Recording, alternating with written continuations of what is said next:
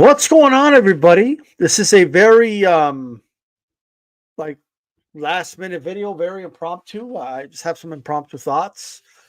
Um, Shout out to my subscribers out in Australia. I thought I'd just come on here. I know from my understanding it's probably like noon or so right now over in Australia.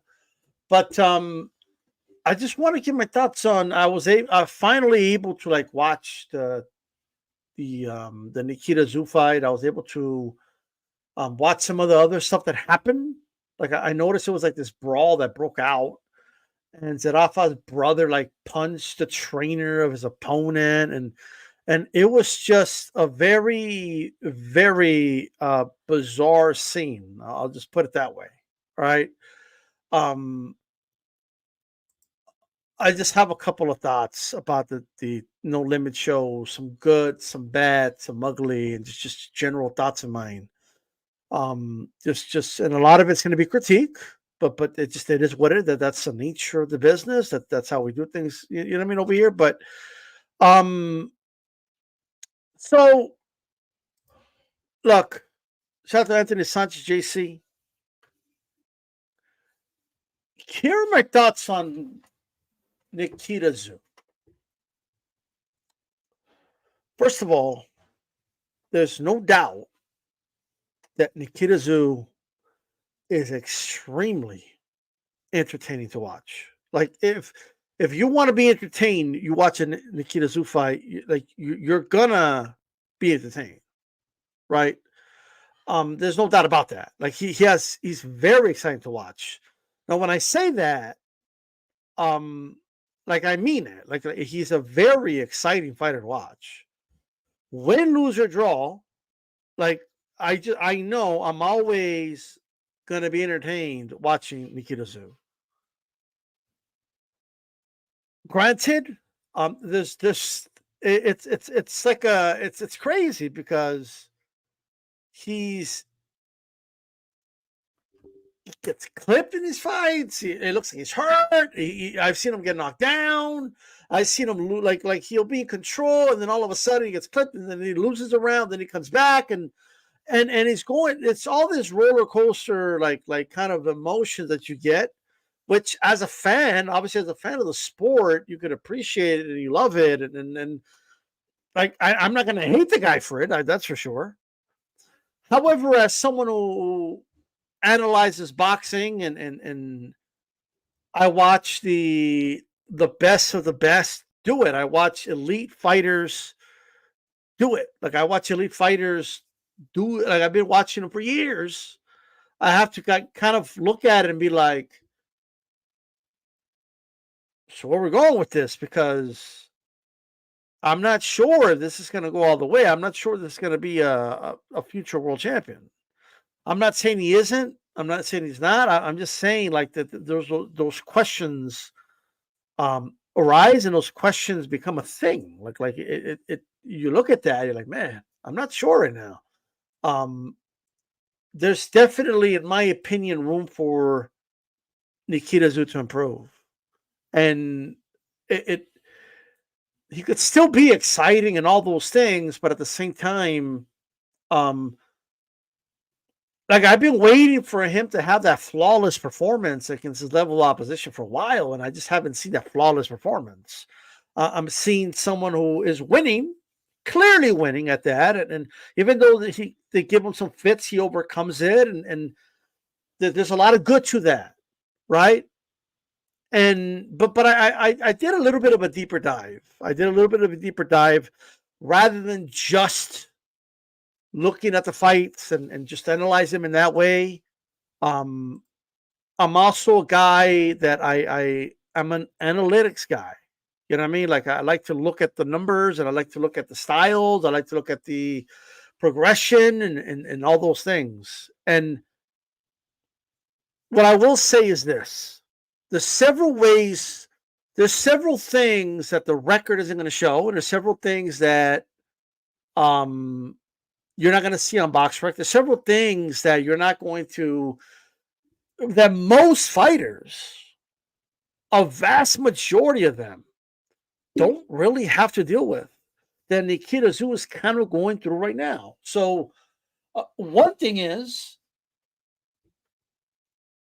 there's several ways you can matchmake a guy, right? One way is you can matchmake them in a way that makes them look.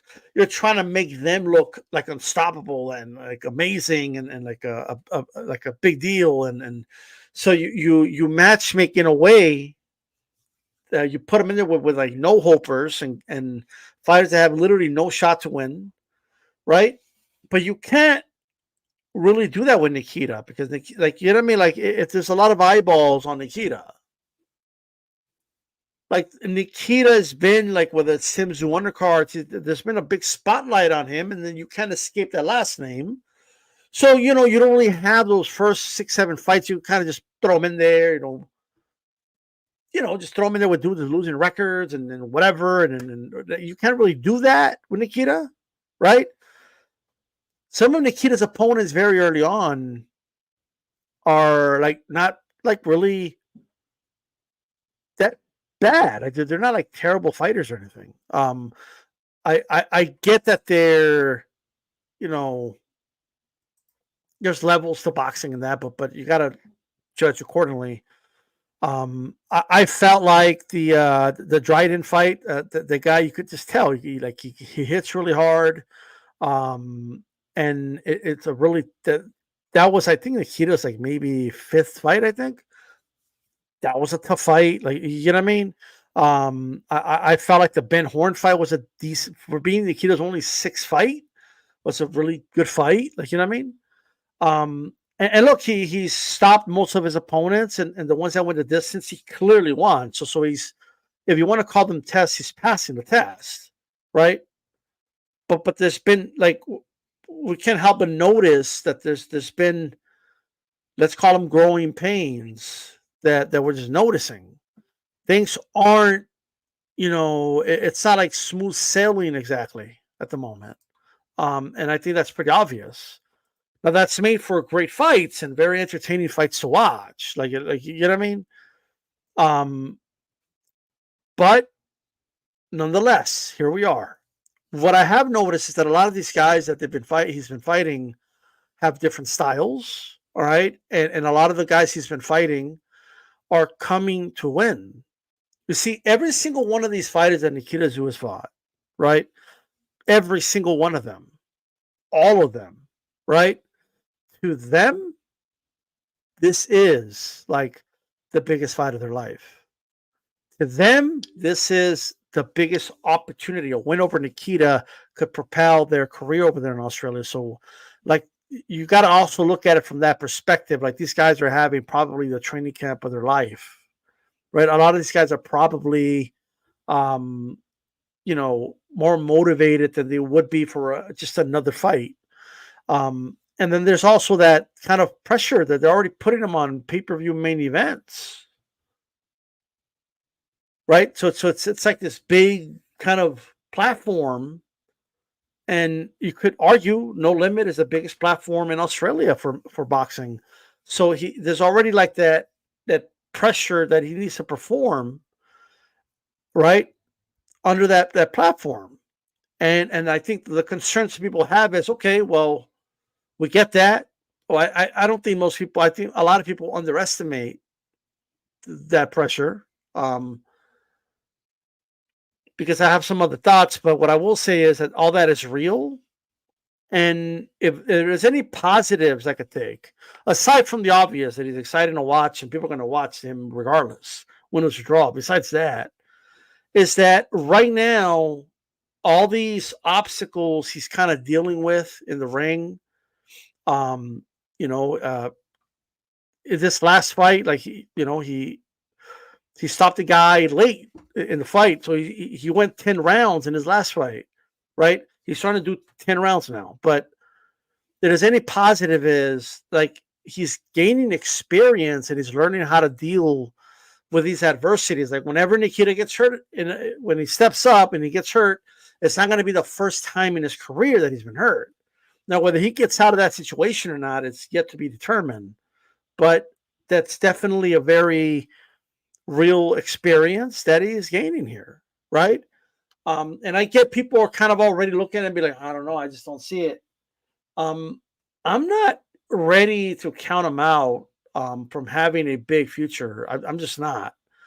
Um, I'm kind of waiting to see how he reacts when they step him up, because sometimes fighters do, for whatever reason, um, step up big when they got to step when they're they're put in a bigger fight, right? If Nikita kind of just, even if subconsciously knows, like, I can't like fool around with this opponent because if he hurts me, he could end me, right? So is he going to box differently, and is he going to have a different approach to the fight? We're not really going to know that until he's in that ring and we see it, right? I have seen guys that have looked terrible on the come up, and then after going through those growing pains, right? Because it could be mental, it could be a lot of things.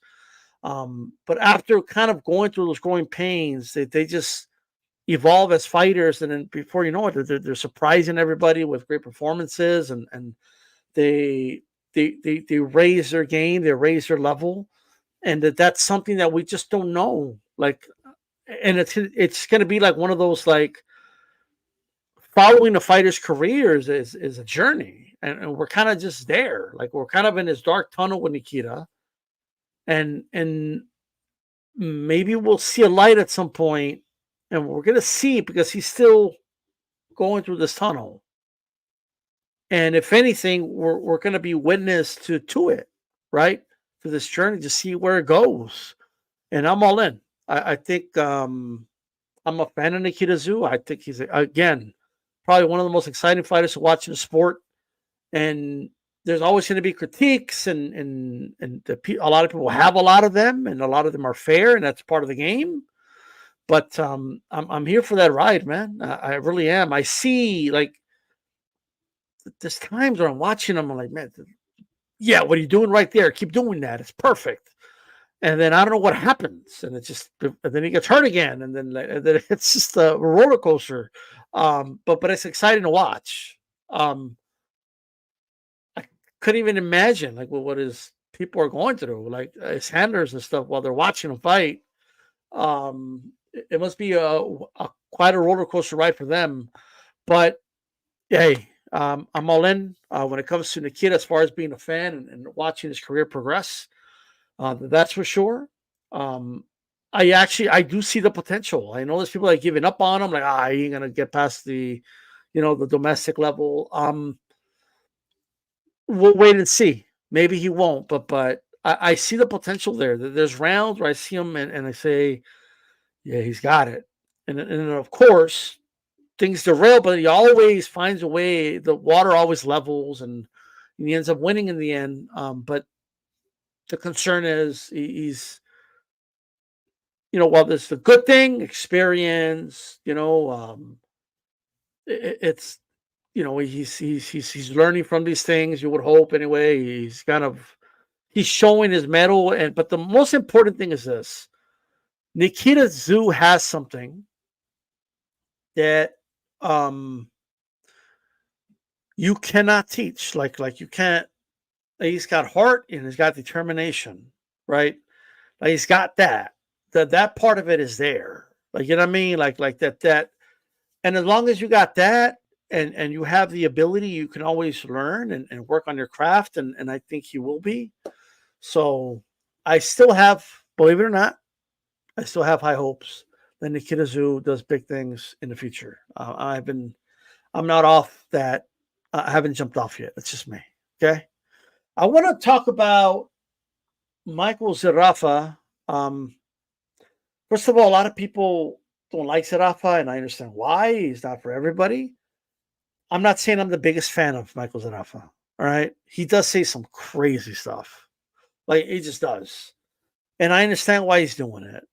Um, it's whatever to me. But at the end of the day, he is a fighter.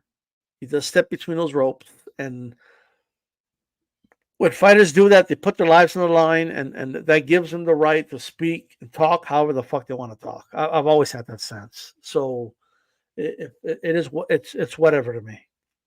Um, Michael Zerafa, and obviously I could see like the angle that No Limit is going with here. I could see like kind of the like why he's on the card. I could see he fought Tommy Brown, by the way, and Tommy Brown retired in the stool after the first round.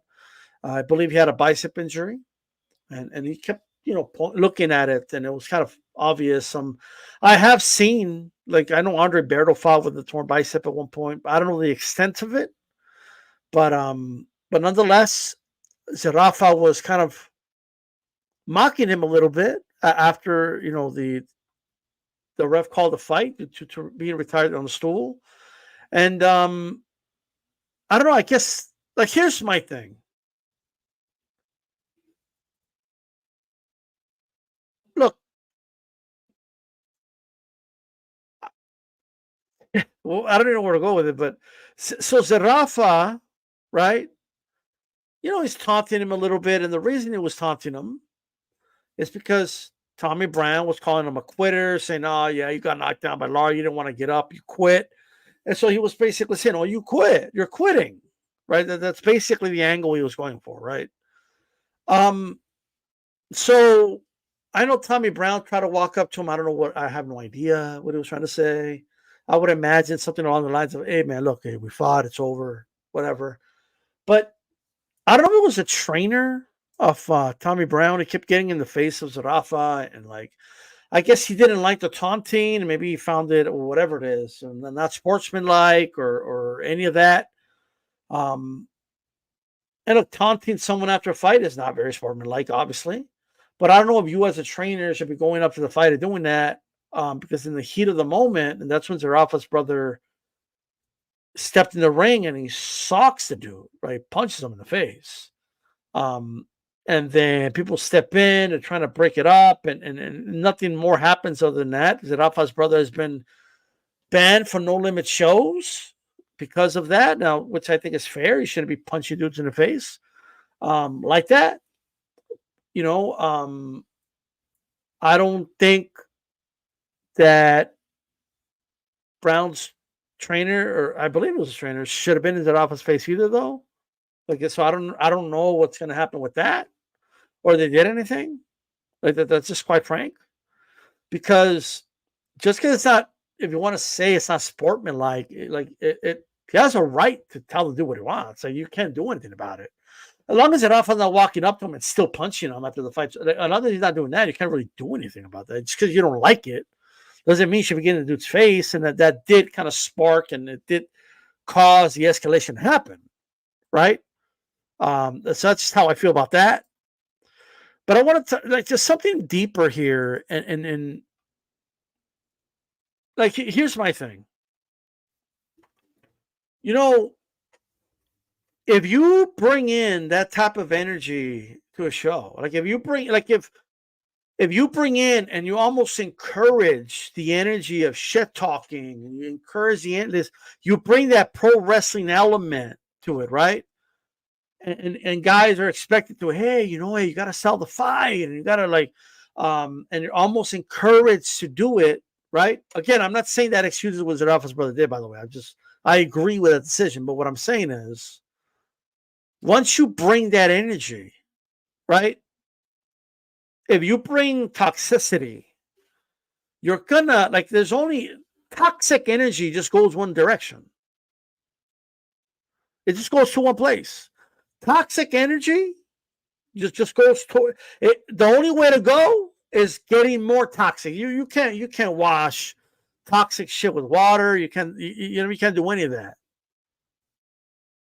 So you're bringing in this energy, and I've noticed No Limit's not the only promotional company to do this. By the way, I understand that as a promotional company, you want to sell tickets. I understand you want to get sales up.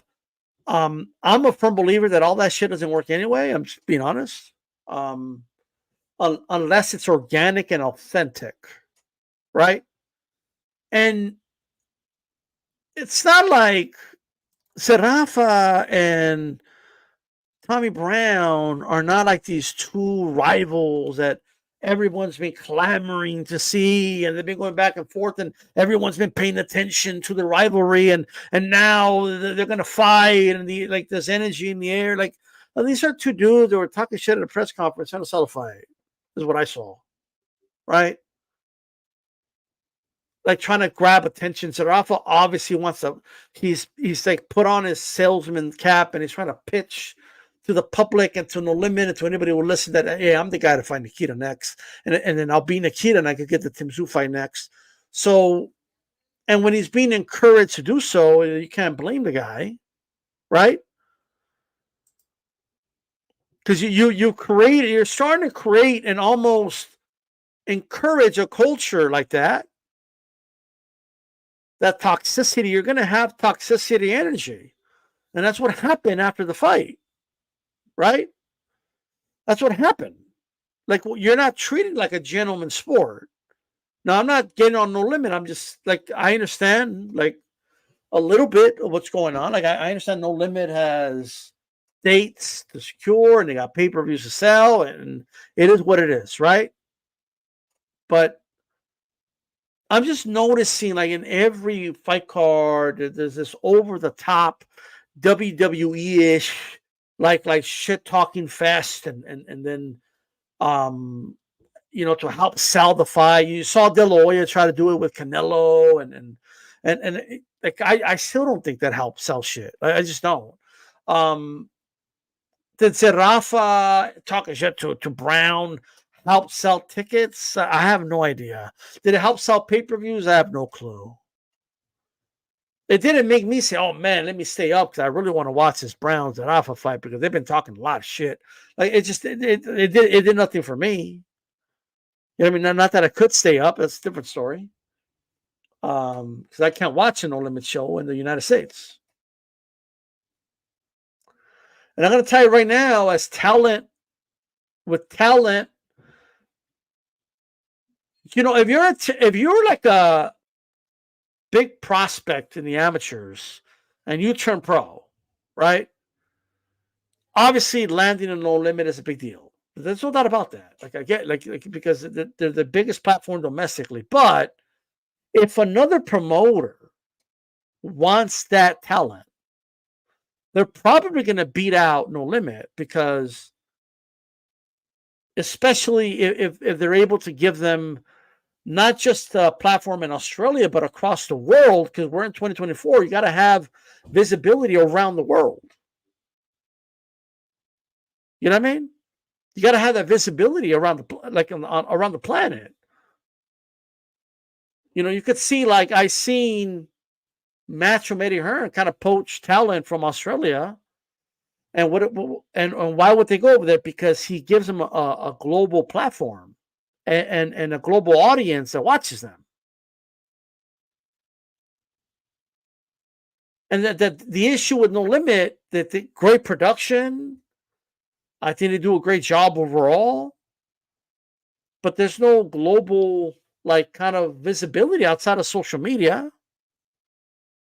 There's no global visibility at all. Like, it's and there's no global visibility. You could have world-class boxing for all we know, but like, you could have very good, talented fighters, but it's going to give the perception that that's just a domestic card with domestic talent.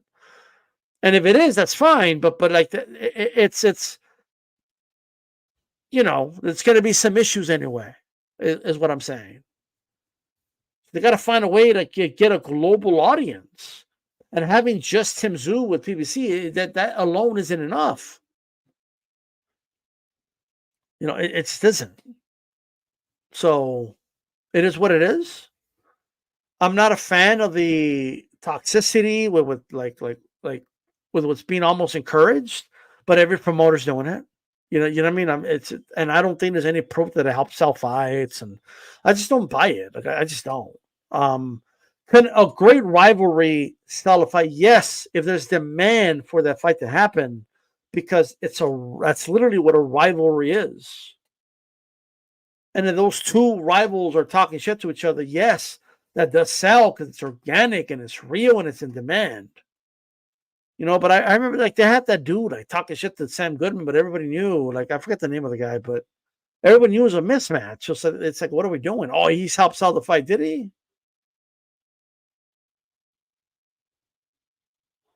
It just is what it is, and I'm also concerned with a lot of the petty attitudes that the fighters have after fights, and um, I understand. Don't get me wrong. Why Zerafa acted the way he acted, and maybe if everything cooled down a little bit, that they would have embraced in the end, and they would have squashed it, whatever. I don't know, but it's just my opinion. I think in the sport of boxing is an old, time honored tradition to like to squash it after a fight. You know what I mean? It's this is a sport that was um has been built by great fighters, great men, right? And the traditional thing to do after a fight is, hey man, dap each other, and it is what it is. You fought, the winner's the winner, and everyone goes back to their families, and that is that. Like you know what I mean? Like that's just the way it should be. Um, all these brawls, like if I hope this doesn't become like a normal thing, like brawls after fights, and because it's dirty and it's cheap, and boxing shouldn't have a dirty, cheap, like feel to it. It should have a prestigious feel to it. You know what I mean? And I don't like this. It's bastardizing the sport with fake trash talk just to sell fights, and manufacturing beefs just to sell, like it's just a concern I have overall. I'm not saying just no limit. It's a concern I have overall with sport, because I just don't think that it even works. All right. So that's what I think. Shout out to Tony Boswell, DB boxing fan, JC. Well, some of my thoughts. I gotta get going. All right. I appreciate everybody that tuned in. Right, and I'm out. Peace.